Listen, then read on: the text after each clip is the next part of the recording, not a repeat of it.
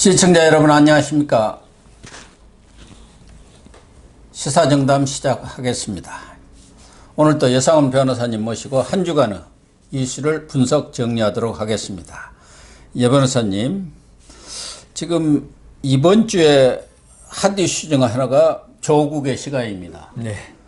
조국 전 법무장관이 자신의 뭐 회고록 비슷한 것을 냈지 않습니까? 네. 6월 1일부로 발간을 했는데 예. 지금 뭐 책이 엄청나게 나오고 뭐 있다. 10만 부 이상 벌써 팔렸다고. 그러면 한 2억 챙긴 건가요? 인쇄만으로도 뭐 1억 7천 설도 있고 예. 2억 설도 있습니다. 뭐 변호사비라든가 이런 거 소송비 거의 다 걸충을 했네요. 뭐 그 정도가 아니고 그 잘하면 뭐 이걸로 앞으로 뭐 상당한 부를 축적할 수 있겠더라고요. 그러니까 10만 부인데 뭐 100만 부까지 갈 수도 있다고 하지 않습니까? 예. 자기들이 서초동 집회에 나온 사람이 100만 명이라고 있으면 거기 나온 사람은 사줘야 할 거 아니에요. 그 1인당 뭐 5건, 10건씩 사는 사람도 많답니다. 예. 그 인증샷까지 찍어가지고 나 이렇게 조국을 지지한다. 뭐 더불어민주당 의원들은 그거 사가지고 인증샷 싣고 또 인증샷뿐만 예. 아니라 독후감도 뭐 발표하겠다고. 그래가지고 이게 보니까 친문, 친친문 그 신분증 되겠더라고요. 이 책을 샀는 사람, 이 책을 안 산 사람, 그리고 이 책을 다른 의미로 산 사람, 지금 한 몇 가지 부류가 있더라고요. 그러니까 조국의 시간을 가지고 예. 그걸 출간해가지고 지금 무덤에서 어떻게 보면 기어 나왔지 않습니까? 금전적으로는 기어 나왔지만은, 다른 면에서는 기어 나왔는지 더 깊이 들어간지 아직 모르겠습니다. 이거나 진중권 전 교수는 좀비가 돼서 나왔다고 이렇게 지금 하고 있어요. 일단 조국은 무덤 속으로 들어간 줄 알았더니 지금 네, 그거는 조국 화제가 된 거는. 조국의 시간이 예. 지금 민주당뿐만 아니라 정치권에도 예. 아주 큰 영향을 미치고 있지 않습니까? 그렇죠. 그래서 왜 조국이 이런 책을 썼을까요? 이 시점에. 지금 재판 중이지 않습니까? 원래 재판 중에는 잘 안 하잖아요. 저는 두 가지 정도 목적이 있다. 이렇게 봅니다.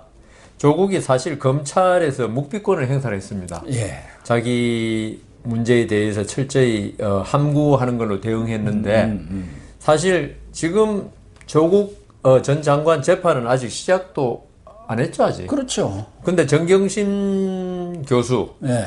거기는 뭐 벌써 1심 재판이 났고, 예, 그렇죠. 거기서 15가지 혐의 중에 예. 10가지가 유죄로 돼서 4년 징역형을 선고받았죠. 예. 그런데 그게 문제가 이게 정경심 교수의 그 독단적인 죄 같으면은 별 문제가 아니지만 그게 대부분이 조국 교수하고 관련이 돼 있다고요. 그렇죠. 그렇다면 앞으로 조국 교수 재판을 시작 안 했지만은 조국 교수 재판에서 딴 재판부가 물론 할 수 있지만은 이게 유죄될 가능성이 아주 농후합니다. 예. 예, 왜냐하면 판사들이 재판을 할 때 그 관련 사건의 결과를 갖다가 많이 참고를 하고 그것과 배치되는 판결을 내리기가 상당히 힘들어요. 예.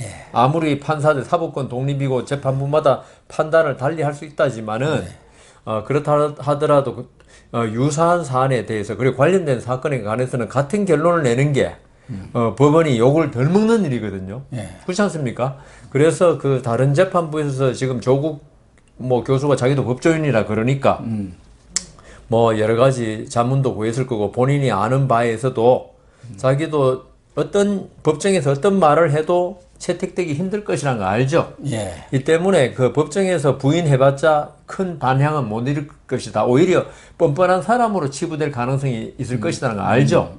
그래서 이번에 이 책을 내면서 자기가 법정에서 하고 싶었으나 하지 못할 말들을 이 책으로 해가지고 내가지고 친문 그리고 뭐 여러 군데서 많이 읽었을 거 아닙니까? 예. 그래 여론전을 펼치겠다. 제가 우리 그 의뢰인들이라든가 좀 거물급들 보면 있죠. 예. 여론전을 상당히 중요시해가지고. 그렇죠. 거물일일수록 예, 더 그렇죠. 거물일수록 더 그래가지고 왜냐 보통 사람은 여론전 할 능력도 안 되거니와 예. 언론에서 주목도 안 하니까 그러니까요. 별로 그 도움이 안 되는데 조국 전 교수쯤 되면은 전 장관쯤 되면은 충분히 지금 뭐 우리 현상으로 보고 있지 않습니까? 예. 도하 언론에 완전히 관심사가 집중되고 있는데요. 그래서 이게 계속 대깨문 그리고 친여 언론 예. 뭐 그거 아니다. 다른 언론에서 계속 이 내용을 계속적으로 지금 반복 재생하고 있단 말입니다. 예. 언론에서. 조국 교수가 이래서 이제 그 실무가가 아니다. 저는 조국 교수가. 그런데 판사들이 그런데 별로 영향을 받지 않습니다. 네. 여론전에. 여론전에 영향을 안 받기 때문에 조국 교수로서는 그 여론전의 목적으로 이 부분을 펴냈다 그러면은 이거는 뭐 돈은 벌 수 있지만 예. 재판에는 큰 도움 안 된다. 오히려 판사들은 좀 이런 면을 싫어합니다. 이 여론전 펼치는 걸. 왜냐하면 이건 결국 판사의 재판에 어떤 영향을 미치겠다는 의도가 있다거나 좀 불순한 의도. 예. 내 재판을 갖다가 불신해가지고 이런 책을 펴냈냐? 예. 이 사람 못 쓰겠네. 진짜 그렇습니다. 예. 여론전 펴는 걸. 그래서 저희들은 우리 의뢰인이 그럴 때 하지 마라 그러거든요. 이 판사들한테 오히려 반작용 일으킬 수 있다. 그런데 조국 교수는 여하튼 자기로서는 그 판사가 만일에 뭐 인권법 연구회라든가 지금 정부에 대해 호감을 가지고 있는 판사 같으면은 뭐 좋은 영향을 미칠 수 있다고 생각하겠죠. 예. 그렇지만 제가 말씀드린 거는 일반적인 평균적인 예. 판사를 두고 볼 때는 힘들 것이다. 그 다음 두 번째는 저번 시간에 말씀드렸지만은 윤석열 지금 전 총장에 대한 싹자르기 그리고 지금 또 그렇지 않아도 윤석열 전 총장의 장모가 지금 재판에 구형까지 받았습니다. 예, 그렇죠. 3년형을 받았죠. 네. 거기를 자꾸 대비를 시키더라고요. 그래 윤로남불 뭐 이런 이야기까지 퍼뜨리면서 예. 그러니까 조국 교수의 이 책은 결국은 윤석열 전 총장이 총장 재직 시에 자기를 낙마시키기 위해서 없는 일도 부풀리고 하면서 크게 만들어가지고 자기를 기소까지 해놓고 자기 장모 사건에는 이렇게 파렴치하게 부인하고 있다. 이런 걸 대비, 우리 그 미술 시간에 대비 효과라는 거 있죠. 그렇죠. 그걸 이용하려고 이 책을 이때 냈다. 이제 뭐 지금 대선까지 한 9개월 남았는데 이제는 뭐 윤석열 전 총장을 가만히 놔둬서는 안 되겠다는 생각을 여권의 시각이기도 하고 그 여권이 가장 좋아하는 조국 전 장관의 생각이기도 하고 그래서 지금 벌써 여권에서도 지금 여러 가지 지금 말을 많이 하고 있지 않습니까? 네. 거기에 조국 전 장관이 자기가 윤석열의 피해자라는 걸 부각시키면서 그러면서 윤석열은 나를 이렇게 없는 사실까지 침소 봉대하여 이렇게 곤혹을 겪게 만들어 놓고 그 다음 자기는 장모 문제에 대해서 오불가능 또는 전혀 뭐 10원 한 장도 피해를 준 적이 없는데 왜 그러냐 이런 식으로 뻔뻔스럽게 말하고 있지 않느냐. 그래서 이 여권과 조국 전 장관의 연합전선, 네. 윤석열 죽이기 연합전선의 일환이다. 저는 그 두 가지로 보고 있습니다. 그러니까 윤석열 죽이기의 연합전선 이게 이제 정치적 저의 의도가 있고. 있다 하는데 또 일각에서는 이 조국이 윤석열만 죽이는 게 아니라 자기도 정치적으로 제기하려는 의도가 있는 거 아니냐. 지금 친문들이 똘똘 뭉쳐 특히 대깨문들. 예. 그래서 그 세과시를 지금 하고 있어요. 그렇죠. 또 친문 의원들도 지금 뭐 인증샷이다, 뭐 난리죠. 독후감이다 해갖고 난리를 치고 예. 있기 때문에 지금 이 세과시를 하는 것을 보면은 야 경우에 따라서는 그 사람들이 거의 무슨 책임당원인가 뭐 권리당원들 아닙니까? 예. 30만만 가지고도요 이 대권 구도를 바꿉니다. 그렇죠. 조국이 누구 줄을 서느냐. 그러니까 조국이 직접 안 나오더라도 못 나오죠. 누구를 지지한다. 예. 지금 그 말씀드려요. 조국은 지금 이 재판이 내년 대선까지 뭐 1심이 돼 끝날지도 모르기 때문에 못 나오는데 예. 지금 고 교수님 말씀대로 조국이 이렇게 지금 반향을 지금 신문사에 예. 일으킨다면은 조국이 누구를 지지한다. 뭐 특히나- 말만 꺼내도 예. 나는 이재명 싫다. 예. 누구 추미애가 좋다. 한번은 어떻게 될지 모릅니다. 근데 조국이 그렇게 심지가 굳은 사람 같으면요, 뭐 이런 일도 안 했을 거고. 근데 조국도 이 책을 냈지만 결국 시류를 보면서 어떤 방향을 택할 것인가는 나중에 선택할 것 같습니다. 그렇죠. 예, 그런 정도로 제가 보기엔 조국 교수 그 인상 보면 얼마나 좋습니까? 그리고 그 문재인은 인상이 나빠서 저렇습니다. 그러니까요. 오늘도 어디 언론을 보니까 화려한 그 인상, 예. 예, 그 뒤에 숨어 있는 후흑이라 그러더라고요. 후흑학이라는 게 있었지 않습니까? 예. 청말에 그러니까요. 이종우라는 사람이 후흑학을 그래서 그 조국 지금 고 교수님 말씀대로 있죠. 본인이 대선 나오기는 힘들지만 본래는 대선도 나오려고 그랬겠죠. 옛날에는 장관까지 될 때는. 그렇지만 지금은 이제 안 되니까 자기의 정치 영향력을 이 정도로 과시하면은 내가 만약 이재명 지사다. 태도를 언제든지 바꿀 수 있고 거기에 지지한다 그래 버리면은 다음 정권에 만일 이재명 지사가 대통령이 된다면은 제기를 한다니까. 제기하고 뭔가 큰 자리. 국무총리도 할 수 있고. 그러니까요. 예, 얼마든지 할 수 있어요. 그래서 다음 국회의원 선거도 나가죠. 그렇죠. 그러니까 지금 조국 전 장관은 국회의원 정도는 안중에도 없을 겁니다, 아마. 아니, 뭐 국회의원뿐만 아니라 경우에 따라서 내년 6월, 7월에 그 지방선거가 있기 때문에 네. 지금 박영선 갖고는 서울시장 5선 이기기 어렵잖아요. 네.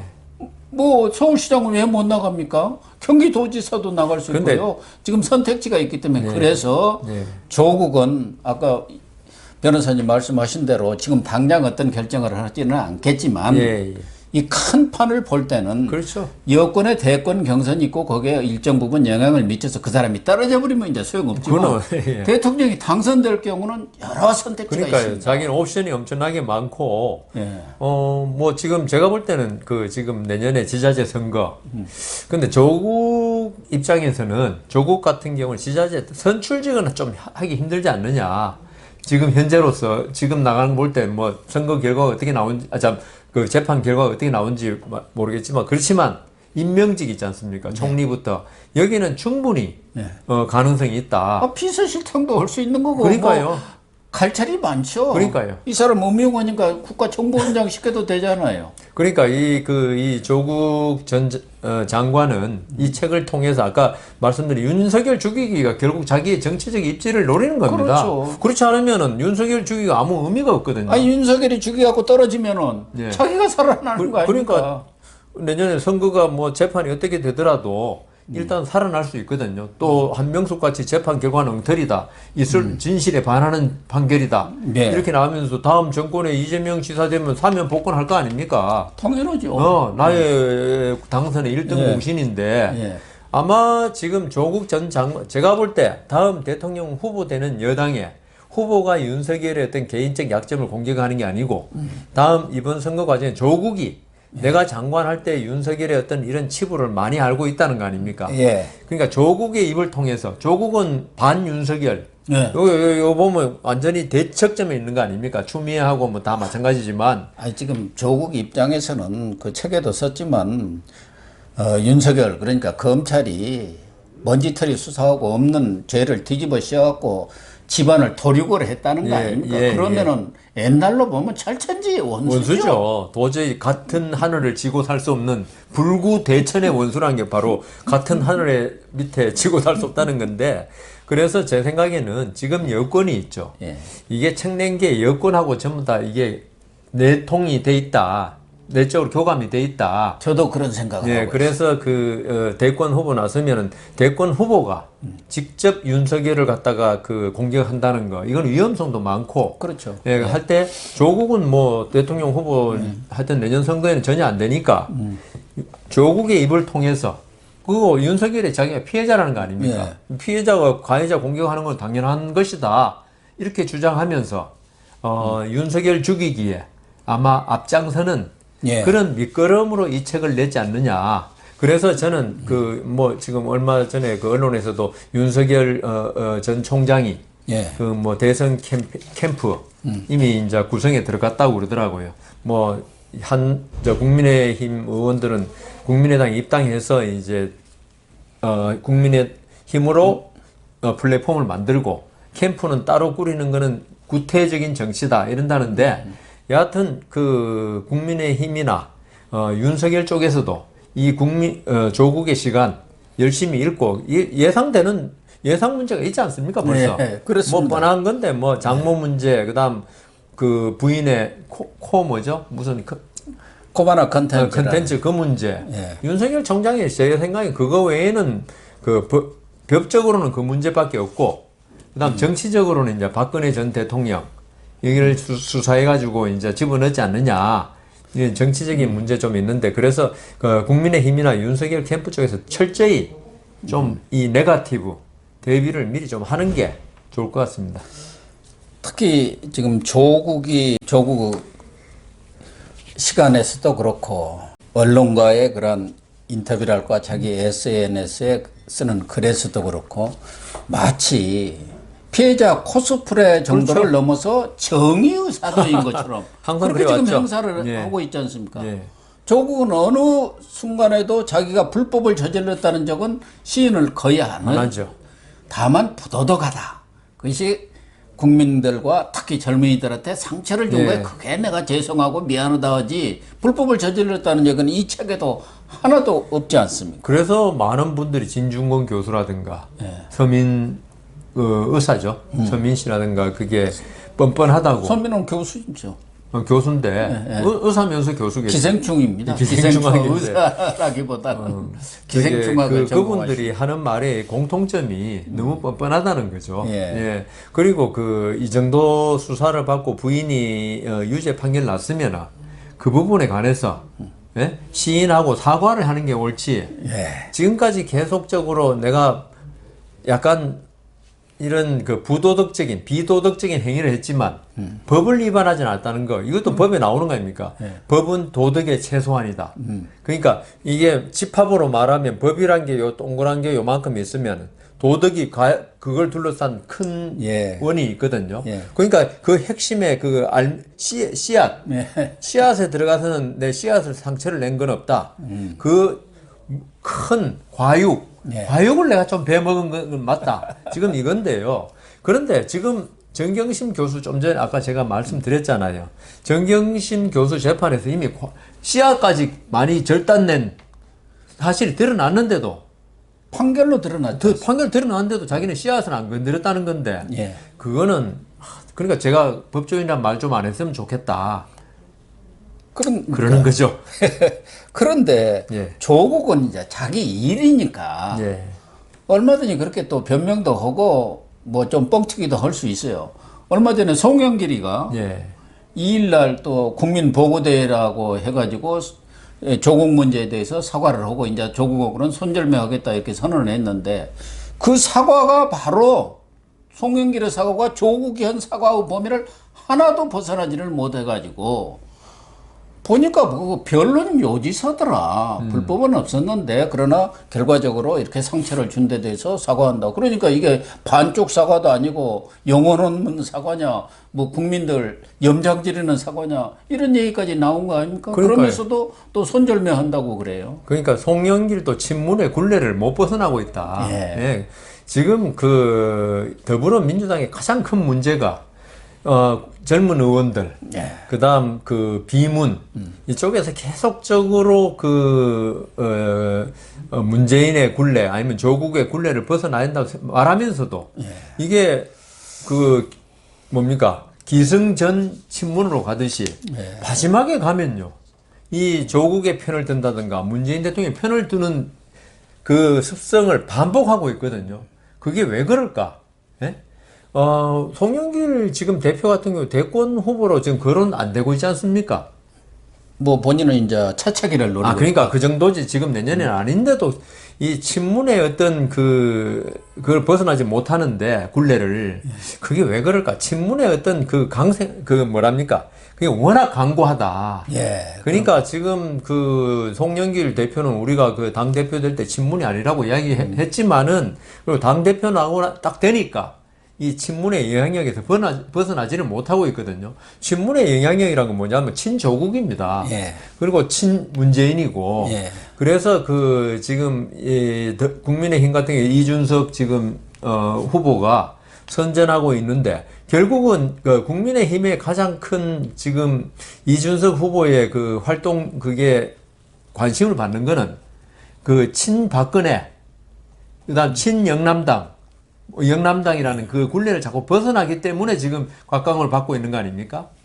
그 새로운 이제 그 국민의힘이 옛날 꼰대당, 그다음 보수당, 영남당 이런 데 탈피하고 있는 모습을 이준석 후보가 보여주기 때문에 그러는데 송영길이나 뭐 지금 더불어민주당 사람들이 부럽다고 그래요. 저 젊은 이준석 후보가 이렇게 관심을 끌고 있는 거 보면 그러면서 자기들은 전혀 친문에서 지금 한 발자국도 못 나가더라. 아까 그 조국 책 가지고 지금 젊은 의원, 늙은 의원 아니고 나이든 몇 선 의원들 막 하나같이 지금 거기에다가 그 충성을 맹세하고 있거든, 조국한테요. 네.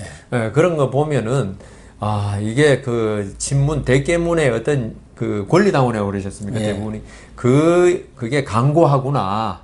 예, 이래서는 더불어민주당이 이렇게 어떤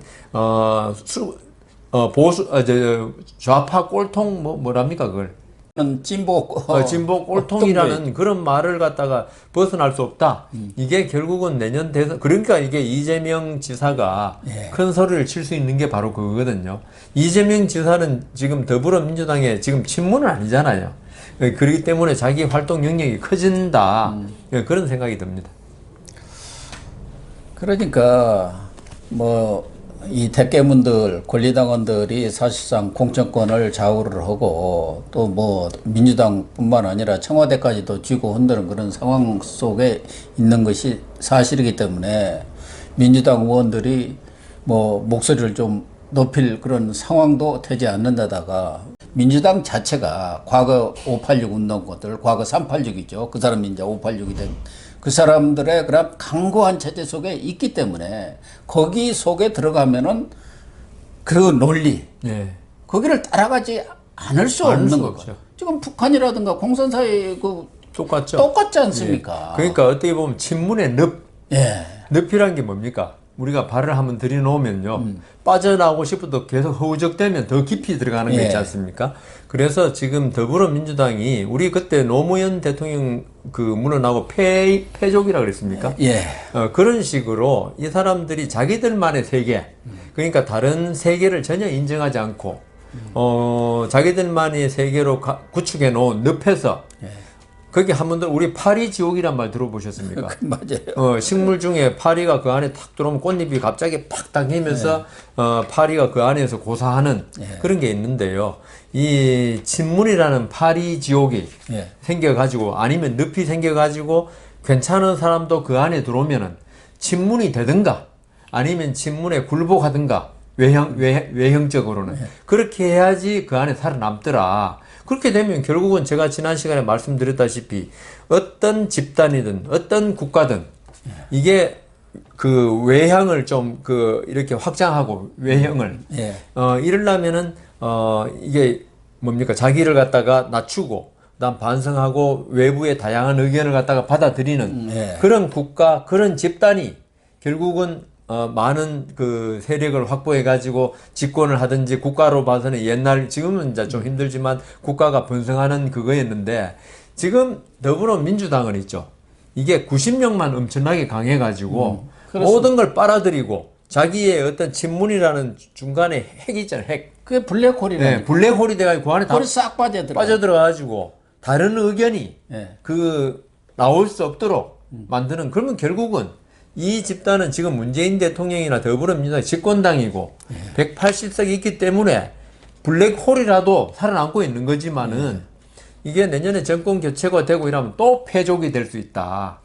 그래서 진중권 교수가 조국이 진보 재앙이 되고 있다. 결국 그럴 수 있죠. 문재인 조국이 지금 교주가 돼가지고 그 교실을 벗어나지 못하고 있어. 어떻게 보면은 이번에 조국이 친문 또 친조 여기에 상황이구나. 친문 세력의 상황 역할을 뒤에서 지금도 하고 있구나 하는 게 드러난 겁니다. 오늘 저도 신문에서 봤는데 고 교수님 말씀하신 게 그대로 지금 우리나라 무슨 대학 교수가 옛날엔 진보인데 새로운 이제 진보를 이래서는 안 된다. 지금 많죠. 그래가지고 전북대 강준만 교수부터 쭉 많은데 부족주의라 그러더라고요. 부족주의. 저도 이번에 처음 신문에서 봤는데 보셨죠, 교수님? 부족주의란 게 뭐냐 하면은 가장 위험한 건데요. 어떤 정책이나 이걸 중심으로 어떤 정치 세력이 형성되지 않고 어떤 부족 있잖아요. 옛날에 원시 시대 딱 자기 부족이 있으면 다른 부족은 그 부족이 어떤 옳건 그르건 따지지 않고 그 부족을 전부 다 멸족을 시켜야지 자기 부족의 영향력이 확대돼 가지고 그 부족의 사냥터까지 좀 뺏고 우리 부족만 잘 먹고 잘 사는 거 아닙니까? 지금 우리 진보들이 하고 있는 게 부족주의라는 거죠. 예. 그러니까 뭐 문재인 대통령의 말씀, 조국의 말씀이 옳고 그러고는 아무런 이유가 안 되고 김정은이고 뭐 김정일이고 북한이고 다 똑같죠. 북한이 바로 김일성이고 부족주의죠. 똑같지 않습니까? 예, 그러니까 부족주의죠. 그 부족주의 나가는 게 원시 시대 때는 통했어요. 예. 그렇지만 지금 현대에 와서 다양한 의견을 수렴하고 하는 민주 정치에서는 부족이라는 건 민주가 아닙니다. 그거는 추장의 말 한마디면 끝나지. 그래서 이 부분에서 지금 이 더불어민주당이 자꾸 자기를 왜소화시키고 그 왜소 행성이라고 항상 예. 왜소별인가요? 그게 결국 블랙홀의 그거 아닙니까? 가는 전조단계인데, 그래서 왜소 행성으로 자꾸 줄어들어서, 그건 우리 정치사에 사실은 불행한 거거든요. 뭐 그렇게 해서 소멸되면은 참 근데 좋겠습니다만 좀비처럼 살아. 제가 걱정하는 것은 이 조국이 조국의 시간으로 돈도 벌고 돈도 벌고. 또 정치적 제기도 하고 예.